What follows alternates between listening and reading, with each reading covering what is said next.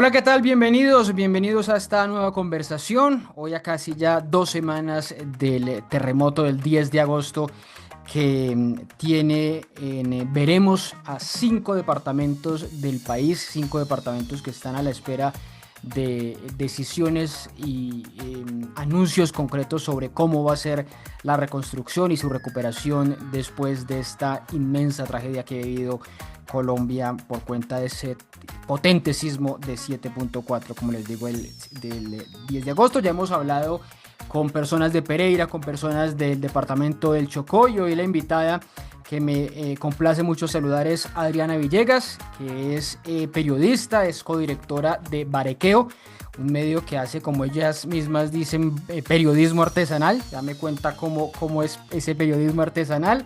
Columnista del Espectador y que a un profe universitaria. Adriana, bienvenida, buenas noches, Sí, ¿qué tal va todo? buenas noches. Sí, profe universitaria por fortuna en la Universidad de Manizales. En mi universidad que quiero tanto, y Manizales, que adoro esa ciudad.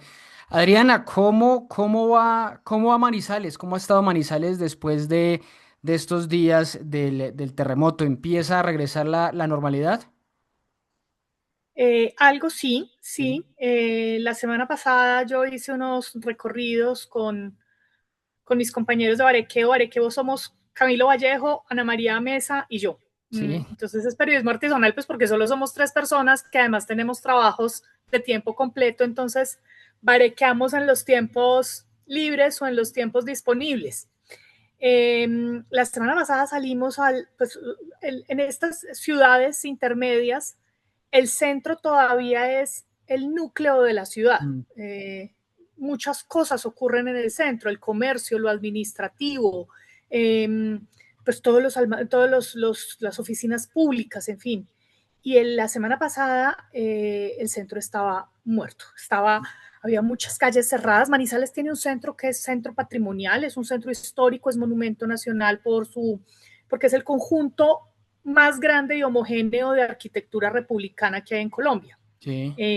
Y eso obedece a otra catástrofe que ocurrió hace un siglo, y fue que se incendió, hubo El una serie de incendio. 3 incendios en los años 20, y como se quemó el centro de Manizales, pues esa reconstrucción hizo que se construyera una cantidad de edificios de arquitectura republicana que sufrieron mucho en este terremoto.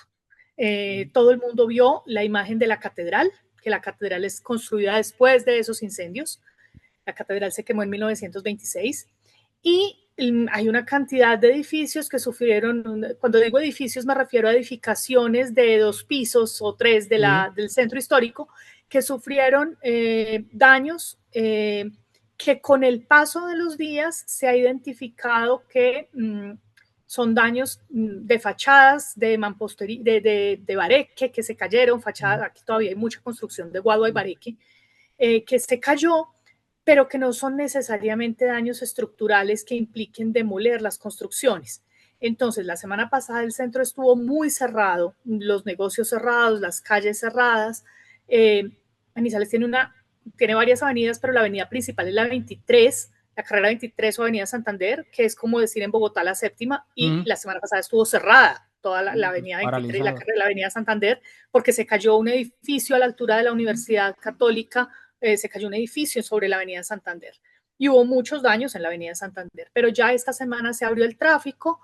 La ciudad está con pico y placa. Manizales no tiene pico y placa, casi todas las ciudades del país tienen pico y placa, nosotros no, pero hay un pico y placa que está funcionando muy estricto porque va hasta las 10 de la noche, es por toda la ciudad, Sí, sí. precisamente para bajar el flujo de carros, pues porque todavía hay algunas vías cerradas, hay algunas vías eh, que están en obras. Es una ciudad, nosotros publicamos hoy en Barequeo una galería de fotos que hizo Mm. un reportero gráfico de acá que se llama Juan David Rivera, y muestra una ciudad en construcción, llena de obreros, de casco, transporte de equipos, ese tipo de cosas. Me hacía usted acordar, Adriana, cuando estaba mencionando todo el centro, el edificio de la gobernación, que es realmente hermoso y no he visto imágenes. ¿También muy afectado?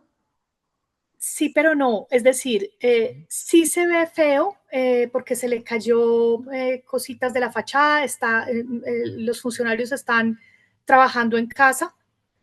pero no, porque no se cayó. Esta semana entrevistamos a Omar Darío Cardona, que es un ingeniero civil experto en ingeniería sísmica, y él hace unos años lideró el reforzamiento estructural de la catedral, de la gobernación, del hospital universitario en ese entonces, que ahora es el CES, el Hospital de Caldas, y fueron edificios que sufrieron, el hospital no, pero la gobernación y la catedral sufrieron daños, pero es que se pudieron haber caído. Es que Claro. estamos hablando que en Manizales hubo 6 muertos, que por supuesto es lamentable, 6 vidas que se pierden, pero para la magnitud de este terremoto, para la fuerza de este terremoto, y para una ciudad que tiene de todas formas tantas construcciones que son anteriores a los años 80, que es cuando se empezó a hablar de las normas de sismoresistencia.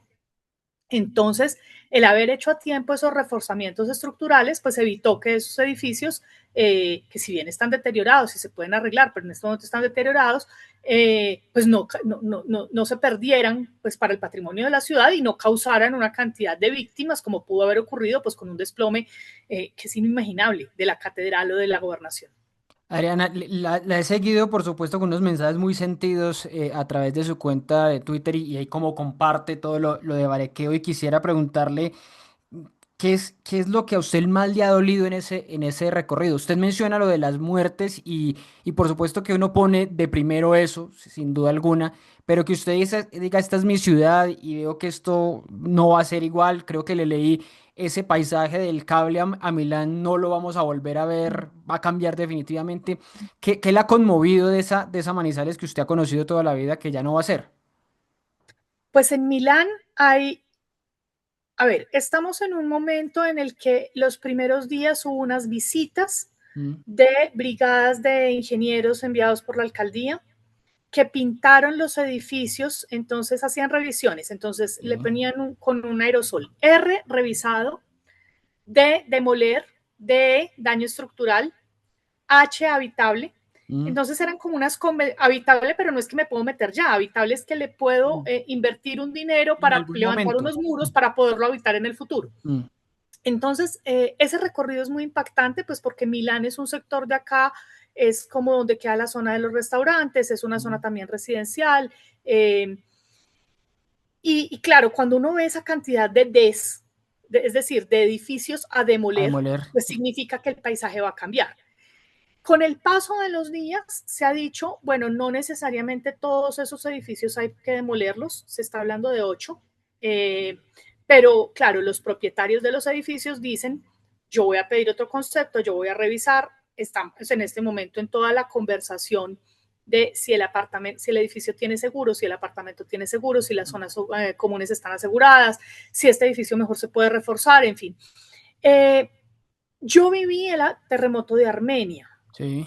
del Quindío. Y, y digamos que me conmueve o que me perturba, que sé que este tipo de desastres son desastres a largo plazo, Mm, no son cosas que en 2 meses ya vamos a estar bien. Un terremoto, claro, mueve la tierra, pero mueve una cantidad de cosas que son como ondas que se van viendo a futuro. En Armenia, por ejemplo, y en el Quindío, después del terremoto, vino una, un desempleo fuerte y vino una migración fuerte, gente que se tuvo que ir de la región porque no encontraba trabajo, no necesariamente quedó sin casa, pero quedó sin trabajo.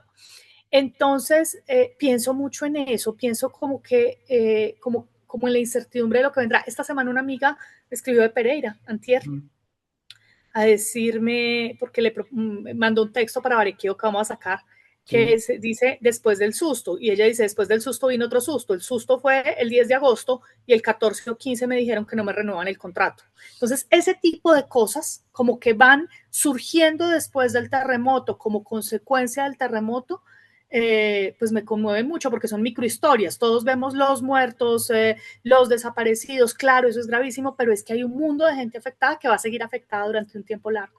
Sí, eso es cierto. Y me contaban también lo de Pereira, lo de los vendedores ambulantes 400 que se hacían en el centro y pues ya no hay cómo, porque el centro de Pereira está casi que como el de Armenia en el 99 destruido. Y otro de los símbolos de Manizales, el cable aéreo, Adriana, el sistema masivo que es el de Manizales, el cable, ¿cómo está? Porque supe que tuvo unos cierres temporales, no sé si ya está operando, ¿qué se sabe? Porque Ujú. obviamente ese es un sistema al aire, pues que cualquier daño estructural pues impide su funcionamiento. Pues Ricardo, la verdad es que yo creo que el peor lugar para el que uno lo coja un terremoto es el cable aéreo. No, O sea, pucha, no, sí. no me quiero imaginar eso. Yo vi unas Eh, imágenes y uno, sí, miedosas. o sea, espantoso. Y que el cable haya, digamos, soportado, es decir, que no se haya reventado el cable, que no se haya roto, que Las cabinas que no hayan la quedado en gente el haya piso. podido, pues después del terremoto y del susto salir. A veces nos centramos como en lo que no funciona, en lo que colapsa, y yo creo que en esta ciudad estamos, en Manizales, estamos como celebrando que sí hemos aprendido de sismoresistencia, que sí hemos aprendido de vivir al pie de un volcán y entonces saber evacuar, y que estamos teniendo un número de víctimas muy inferior de lo que pudo ser. El cable estuvo cerrado unos días porque además las estaciones, no solo el cable, pues la Claro. cabina, sino las estaciones sufrieron daños.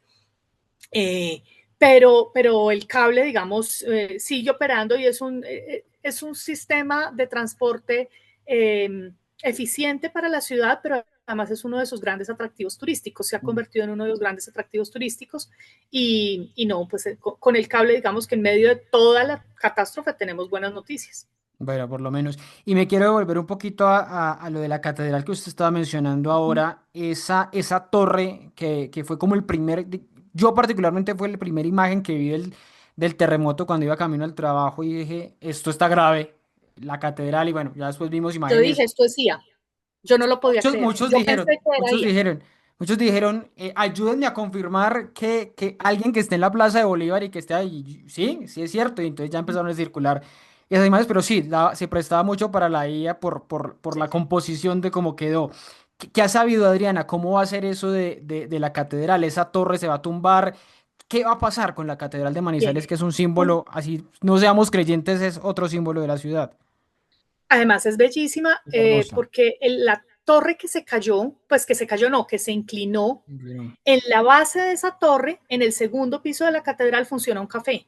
Hace por ahí 15 años, 20 años habilitaron, 15 años por ahí, habilitaron un café, el Café Tassioli, que es otro símbolo icónico de la ciudad. Es decir, como dice usted, aunque uno no sea creyente, el ir a tomar un café, esos vitrales tan hermosos que tiene la catedral y que no se rompió ninguno, los habían bueno, por restaurado lo el año menos. pasado. El año Por lo pasado menos. hubo una restauración de los vitrales. Eh, Estaba leyendo ahora, para otra cosa que vamos a publicar, como la historia de los terremotos en Manizales. En el terremoto de 1962 se Sí. cayó la otra torre. ¿Ah, O sea, sí? la catedral tiene una torre central Central, grande, que es sí. donde está el corredor polaco, y tiene 4 torres a los lados. Las dos que dan hacia la Plaza de Bolívar. En esta ocasión se inclinó una, que es la Torre Santa Inés, y la otra torre se cayó en el terremoto del 62, se cayó totalmente. Sí, esta no se cayó, se inclinó. Entonces, esa torre del 62 la volvieron a hacer con un material más liviano. ¿Sí? Mm, Entonces, ahora lo que están pensando es, pues bueno, primero hay que quitar lo que está, porque lo que está en este momento, pues nos explicaba el ingeniero Mardarío Cardona que hace como presión hacia abajo y es como si claro. pensáramos, no va a ocurrir, pero como para explicarlo en términos para nosotros que no somos los ingenieros, Mm, como que ocurriera el riesgo de que se fuera a desfondar, sí. que está haciendo Sí, peso. pues Entonces, lo lo primero lógico es por el como peso. enderezar eso, pero entonces lo van a tener que restaurar, pero entonces al restaurarla, están pensando hacerlo con un material mucho más liviano, con un material pues como que no genere ese peso y de una vez pensar si entonces se reemplazan también las otras dos, las que dan a la carrera 23, también de una vez con material liviano. En todo caso, la catedral, pues seguramente hacerle todas estas obras de reconstrucción, porque además es patrimonio nacional, ya no por el centro histórico, sino porque la catedral en sí misma es monumento nacional, es patrimonio, y por ser patrimonio, seguramente en su recuperación concurrirán recursos del orden nacional, pues porque es un monumento nacional.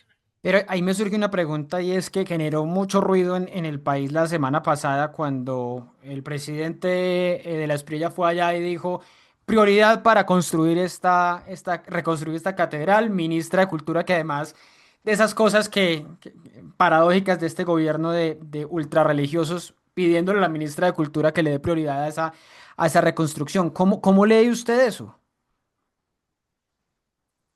Pues hay que reconstruir la catedral, pero hay que reconstruir las casas de la gente, hay que Mm, reconstruir los edificios, hay que reconstruir Pereira, hay que reconstruir muchas cosas.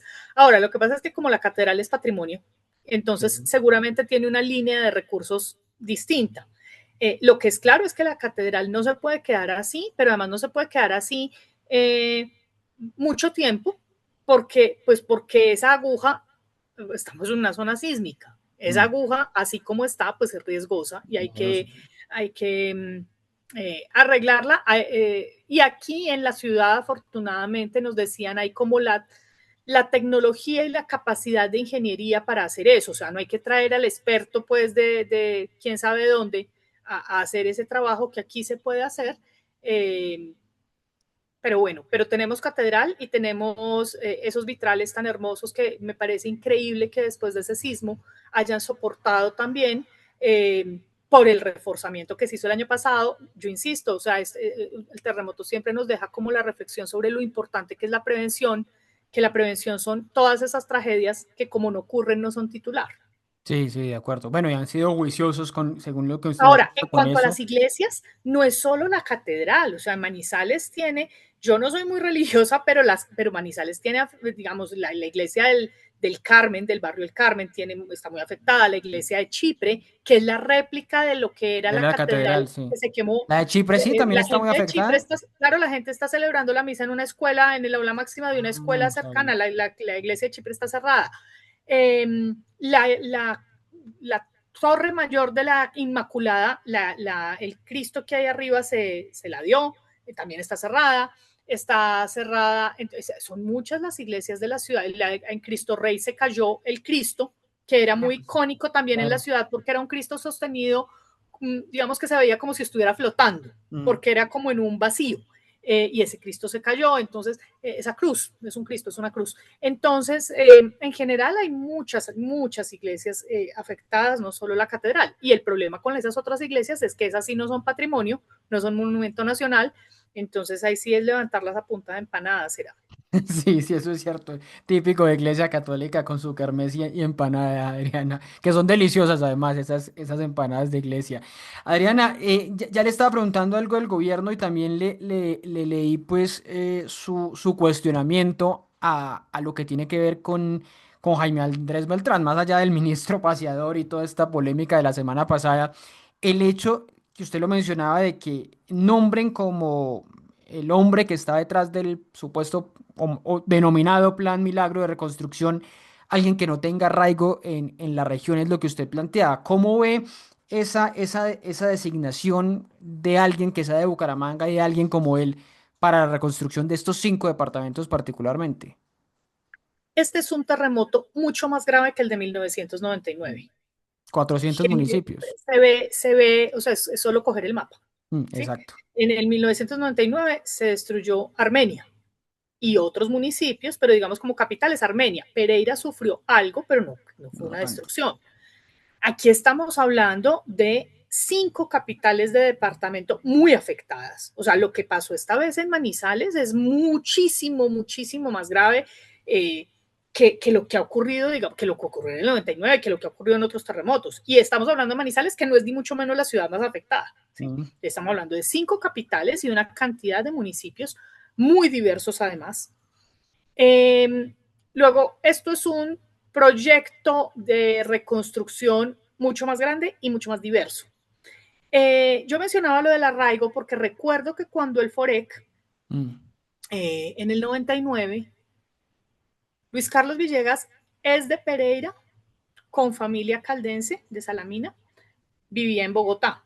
Y cuando nombran a Luis Carlos Villegas, mucha gente en el Quindío se puso muy brava y criticaron. ¿Cómo así que alguien de afuera de Pereira, Sí, alguien de afuera, usted sabe cómo somos y de no alguien regionalistas, ¿no? quindiano, Ah, y no alguien de aquí, o sea, el terremoto es el terremoto del Quindío, no es de Pereira, ¿sí? mm, Y eso que estamos hablando, pues, que es a 40 minutos. mm. Imagínense ahora un terremoto que afecta a 400 municipios, que afecta a 5 departamentos, pero la gerencia, entonces, ¿qué? ¿Se va a hacer por WhatsApp? ¿Se va a hacer? O sea, esto necesita alguien que esté en esta región, que conozca esta región. Y no diría ni siquiera alguien, sino alguienes. O sea, Ujú. yo no creo que esto sea como un modelo uniforme para todo, porque lo que está necesitando Manizales es muy distinto de lo que está necesitando Pereira, y lo que está necesitando Pereira es muy distinto de lo que está necesitando el Chocó, que tiene una cantidad de municipios afectados con, con unas culturas, digamos, de autoconstrucción muy distintas a las que tenemos acá. Entonces yo creo, el FOREC en su momento se inventó unas gerencias zonales para Sí. zonificar la reconstrucción, y yo creo que esto va a necesitar una hipersonificación, porque no personificación, sino zonificación, Tonificarse. hipersonificación, porque, porque las características territoriales son muy, muy distintas en estos 5 departamentos. Y digo 5 departamentos porque no son, claramente no son, ni Putumayo, ni Norte de Santander, ni todos esos otros departamentos que entraron en el decreto de emergencia económica. Sí, se entró Nariño por allá en el sur y demás. Eso es unos absurdos. Pero entonces, ese que usted lo menciona en su columna, de ese modelo FOREC, ¿qué se puede traer? Eso de la zonificación, las gerencias regionales, porque mire que me llama la atención un tema que surge eh, en la discusión del país desde que Abelardo de las Prias se reúne con los constructores, y esto lo vamos a hacer con las constructoras privadas, las grandes, que están agremiadas en Camacol y demás. Pero yo hablaba la semana pasada con el último gerente que tuvo el FORE, que fue Berardo Morillo, que sí era de Armenia, y De él me Armenia. decía, no, aquí lo que hicimos fue unas gerencias regionales, y esas gerencias conocían mucho más sobre las comunidades. ¿Cómo hacer que esas constructoras sepan cuáles son esas necesidades? El FOREC tiene muy buena fama en Bogotá y tiene Sí. muy buena fama entre los gremios, pero leía que la Crónica del Quindío escribió algo sobre el FOREC y la gente empezó en los comentarios a escribir el ROBEC. La, la, la, la percepción que hay del FOREC acá localmente, no voy a decir que es mala, pero es mucho más matizada, tiene Sí. muchas más aristas, críticas, o sea, no es la perfección que a veces se quiere ver. Entonces, me parece que el FOREC puede tener elementos positivos, por supuesto que sí, tuvo un énfasis muy fuerte en infraestructura, y a veces se piensa que la infraestructura pues es Lo es todo. después de una reconstrucción como lo urgente, eh, pero tuvo muchas críticas como en el diseño, porque fue un diseño que excluyó, fue un diseño excluyente para para los alcaldes y los concejales. En el FOREC dicen que no, que ellos estaban en las juntas directivas, que ellos también podían opinar, pero es que un alcalde no opina, un alcalde decide sobre su municipio, ¿sí? Claro. Y entonces sí hubo un malestar muy grande en su momento de los alcaldes y los concejales, que se sintieron como arrinconados o apartados, porque quienes tomaban las decisiones eran las ONGs que se encargaron de cada zona. Ahí hubo una falla. Esta semana nos decían sobre otra falla, y fue, uno hace un modelo de reconstrucción pensando en la planeación del futuro.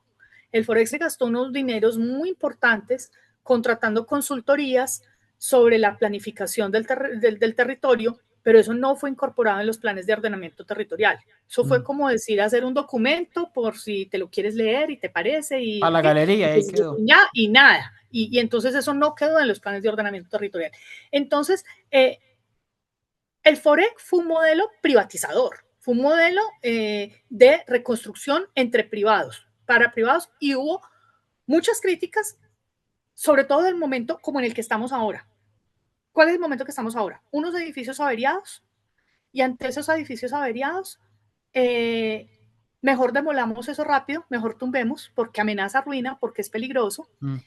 y la gente se aceleró a demoler pensando que iba a llegar el subsidio, que le iban a reconstruir, Y pues claramente no. O sea, si usted no tiene seguro y el seguro no le paga o el seguro le paga usted un monto, eso es con lo que usted cuenta. Más allá de eso, olvídese. Entonces, claro, hubo vitrinas inmobiliarias, hubo constructores de todo el país ofreciendo apartamentos como de reconstrucción, pero un apartamento de un monto X y el subsidio del gobierno era de otro monto, pues más chiquito. Entonces, mucho más pequeño. a la gente se le cayó su casa, vieja, fea, lo que usted quiera, pero era su casa. Y entonces es que ahora van a estrenar, pues sí, voy a estrenar, pero más chiquito, pero no me Y alcanza. El Estado Entonces, no le paga lo mismo. claro, el Estado no le paga lo mismo ni le construye del mismo tamaño. Mm.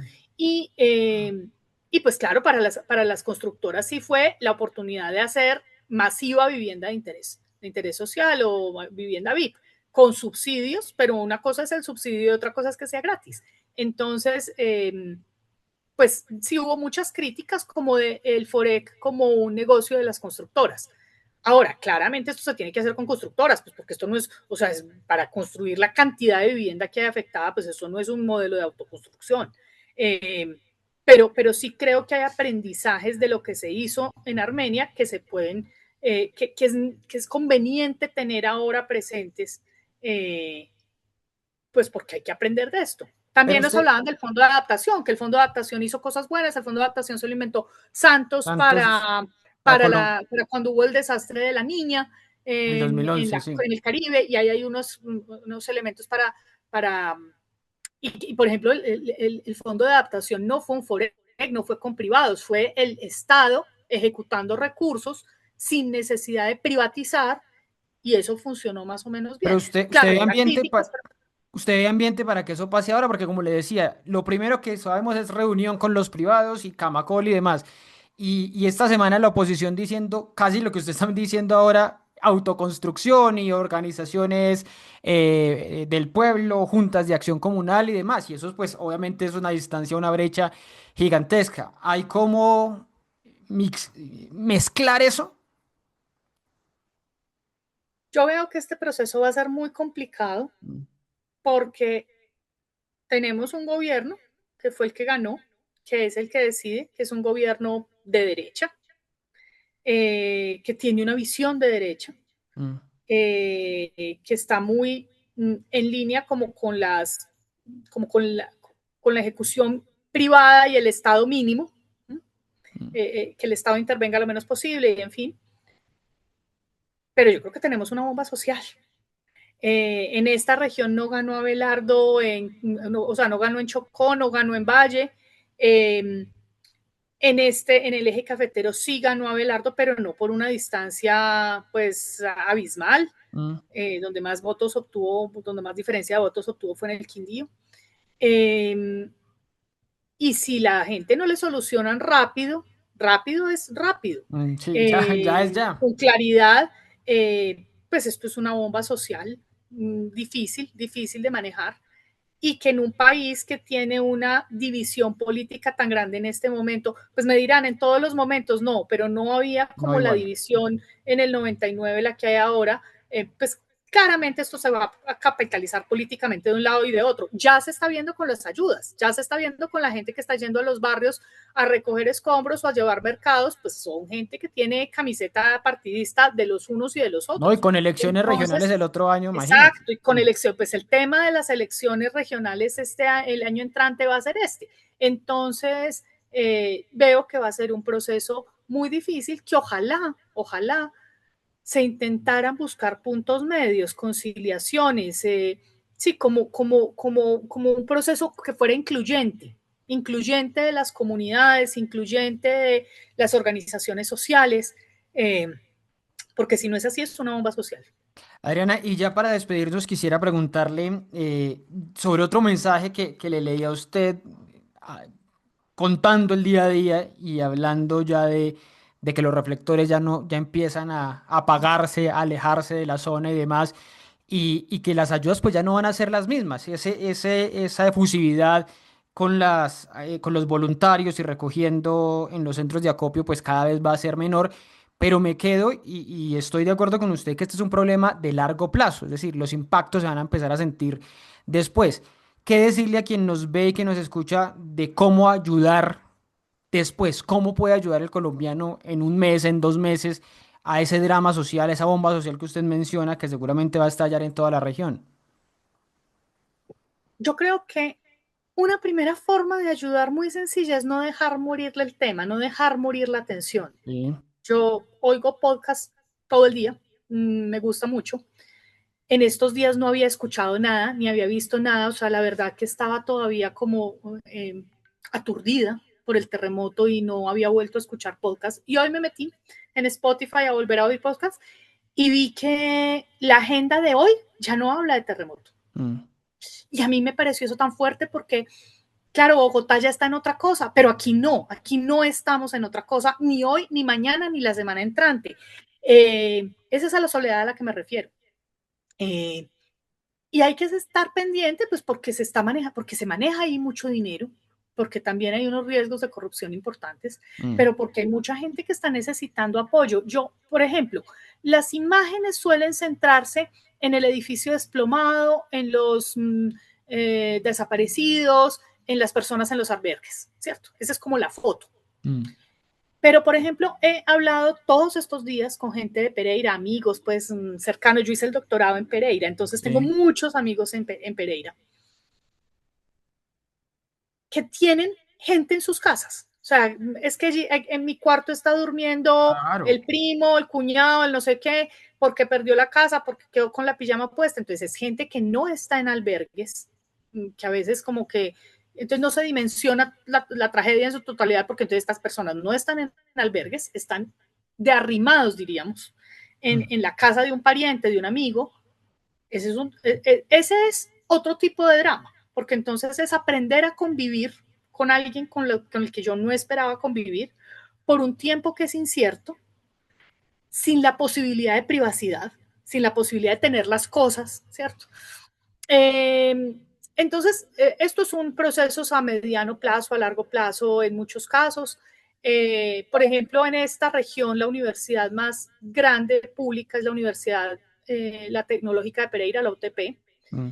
Está cerrada, está con muchos daños, pero además sus profesores están con muchas Claro, afectaciones. cada uno con su drama. Sus estudiantes murieron, dos estudiantes de la UTP. Mm. Entonces, la Tecnológica de Pereira está cerrada. Imagínense que en Bogotá, imagínense que en Medellín cerraran la Universidad de Antioquia y no se supiera cuándo va a abrir la Universidad de Antioquia.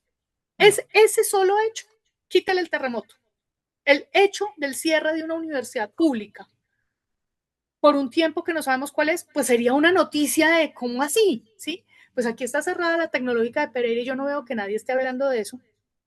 Y es, y pues no es que esté cerrada porque quieran, está cerrada pues porque ¿cómo abre si están los edificios desbaratados, si están los profes sin posibilidad? O sea, si yo emocionalmente no estoy tranquilo, no puedo dar clase.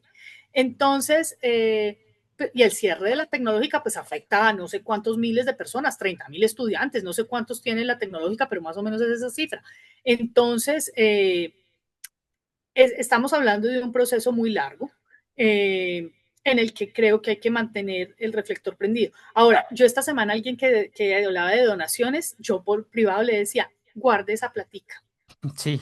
guarde esa platica, done dentro de un mes, done dentro de 2 meses, porque el desempleo que se viene es bravo.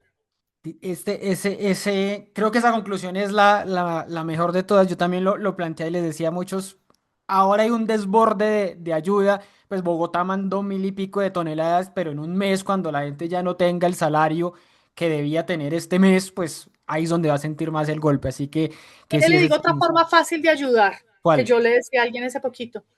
En vez de estar comprando por Chain, por Temu, por todas esas cosas, Mm.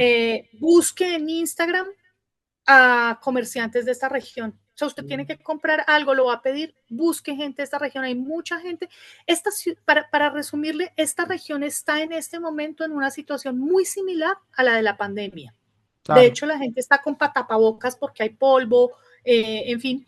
Entonces, y con los negocios, las clases virtuales, los negocios a media marcha o cerrados, entonces estamos en una situación que se parece bastante a la de la pandemia, y para los comerciantes, para los negociantes, para el que vende el bolso, vende la blusa, vende no sé qué, pues es un lío. Entonces, también el buscar cómo apoyar al comercio de esta región, que mucho funciona por Instagram, porque en la pandemia aprendimos eso, pues puede ser otra opción. Pues no Las sé, librerías.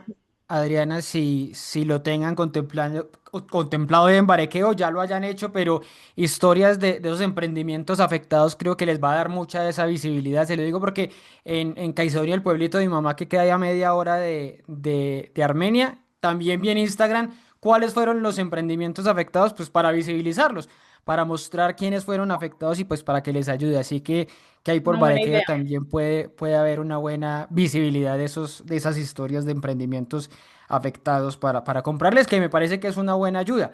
Empezarles a comprar no por Temu ni Shein, sino a los emprendimientos del eje cafetero de Chocó y Armenia y Valle del Cauca. Vaya. Adriana, pues muchas gracias por estos minutos para conversar cómo está Manizales, esa tierra que quiero tanto. Un fuerte abrazo.